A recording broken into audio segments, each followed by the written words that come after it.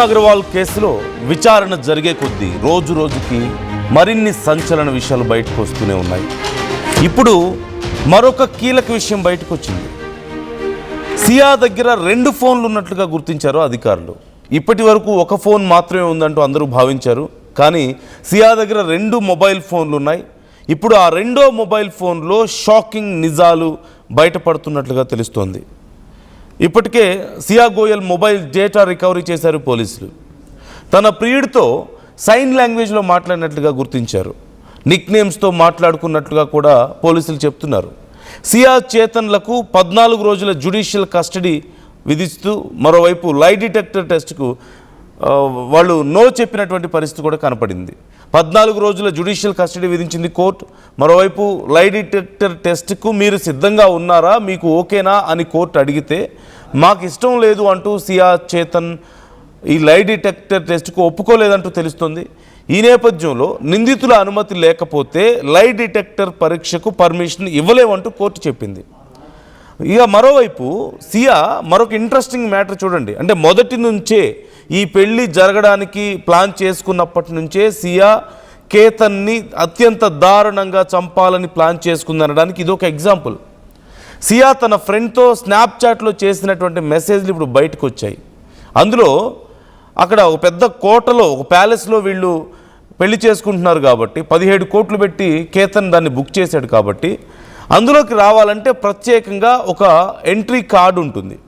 మరి ఆ కార్డు ఒక పాస్ కావాలి అంటే దానికి ప్రత్యేకంగా వాళ్ళ ఐడి కార్డును కూడా తీసుకొని దాని మీద డీటెయిల్స్ అని మెన్షన్ చేస్తారు. సో దానికోసం అని చెప్పి తన ఫ్రెండ్కి నీ ఐడి కార్డు పంపించు, ఆధార్ కార్డు అని చెప్పి మెసేజ్ చేసిందట. ఆ తర్వాత వాళ్ళ ఫ్రెండ్ ఆ ఐడిని పంపించే లోపే వాళ్ళ ఫ్రెండ్తో మెసేజ్ చేసిందట. ఏమని, అసలు జరగని పెళ్లి కోసం నేను ఇదంతా చేస్తున్నాను, ఎలాగో ఈ పెళ్లి జరగదు అని చెప్పిందట. అంటే ఈ పెళ్లి జరగదని కేతన్ని అత్యంత దారుణంగా చంపాలని చెప్పేసి ప్లాన్ చేసుకుంది అనేది ముందు నుంచే ఈ ఆలోచనలన్నీ ఉన్నాయనేది అర్థమవుతుంది ఇక్కడ మనకి. సో వెరీ సింపుల్, ఇక్కడ it's very much pre planned. చాలా రోజుల నుంచి ముందే జరుగుతుంది. ఏదో ఒక రోజు 2 రోజులు కాదు, చాలా రోజుల ముందు నుంచే జరుగుతుంది. మనందరికీ తెలిసిందే. ఆ తర్వాత జూన్ 18న లోగఢ్ కోటపై నుంచి కేతన్ను తోసి సియా కేతన్ ఎలా చంపేశారు అనేది. సో ఇప్పుడు కొత్తగా తెలుస్తున్న విషయాలు మరింత బ్రీఫ్గా ఒకసారి మనం చూస్తే, నెంబర్ 1, లై డిటెక్టర్ టెస్ట్ కనుక చేపిస్తే అసలు విషయం ఎక్కడ బయటపడుతుందో అని భయపడి మేము సిద్ధంగా లేము ఈ టెస్ట్కి అంటూ కోర్టుకు చెప్పారు. కోర్టు ఏమో నిందితుల అంగీకారం లేకుండా లై డిటెక్టర్ టెస్ట్ చేయడానికి అవకాశం లేదు అంటూ చెప్పింది. బట్ 14 days రిమాండ్కి అయితే వాళ్ళని పంపించారు. అలాగే ఈ జరగని పెళ్లికి అనవసరంగా ఈ టికెట్ ఎందుకు అంటూ కూడా తన ఫ్రెండ్తో చేసినటువంటి చాట్ డీటెయిల్స్ బయటపడుతున్నాయి. అంటే ముందు నుంచే ప్లాన్లో ఉన్నారు, ఈ పెళ్లి జరగదన్న విషయం ముందు నుంచే క్లారిటీ ఉంది. అండ్ ఇంకెంతమందికి, అండ్ ఫ్రెండ్కి చెప్పింది అక్కడ జరగదని, అంటే ఇంకెంతమందికి తెలుసో జరగదు అంటే ఖచ్చితంగా కేతన్ని చంపేస్తుంది అనేది ఇంకెంతమందికి తెలిసి ఉండాలనే కోణంలో కూడా విచారణ చేస్తున్నారు. అలాగే ఇప్పుడు సెకండ్ ఫోన్ డీటెయిల్స్ ఏంటి అనేది చాలా ఇంట్రెస్టింగ్గా ఉంది. తన దగ్గర ఇన్ని రోజులు ఒక ఫోన్ మాత్రమే ఉన్నట్లుగా తెలిసింది. ఇప్పుడు 2వ ఫోన్ కూడా బయటపడింది. ఆ ఫోన్లో ఈ కేసుకు సంబంధించి చాలా విషయాలు ఉన్నట్లుగా సమాచారం.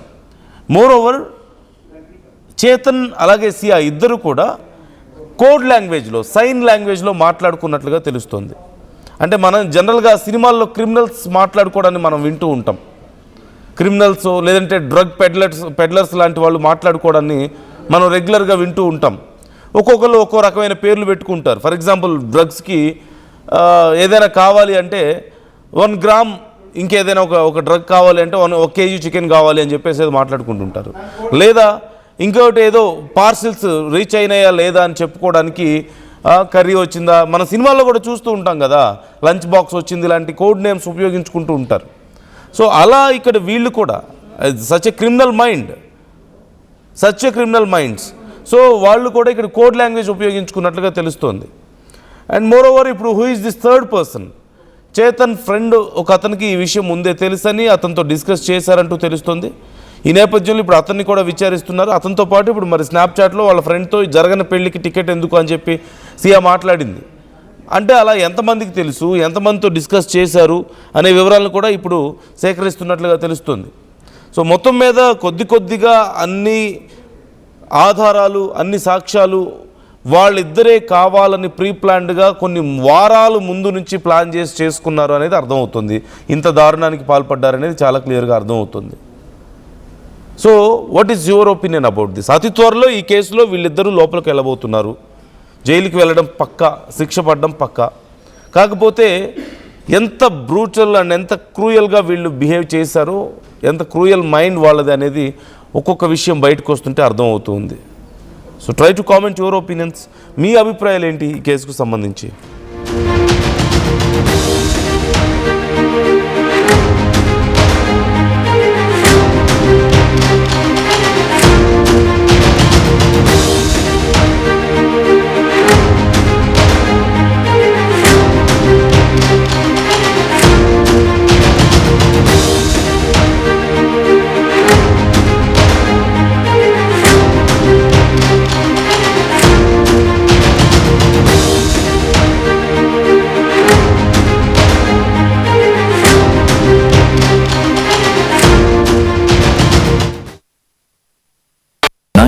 Plus companies, 7.89 lakh per annum average CTC, 100% placements.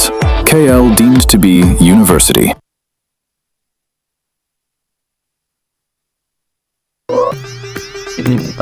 I'm Dheeraj, a doctor and a photographer. I'm in fine. At Anurag University, be everyone you dream to be.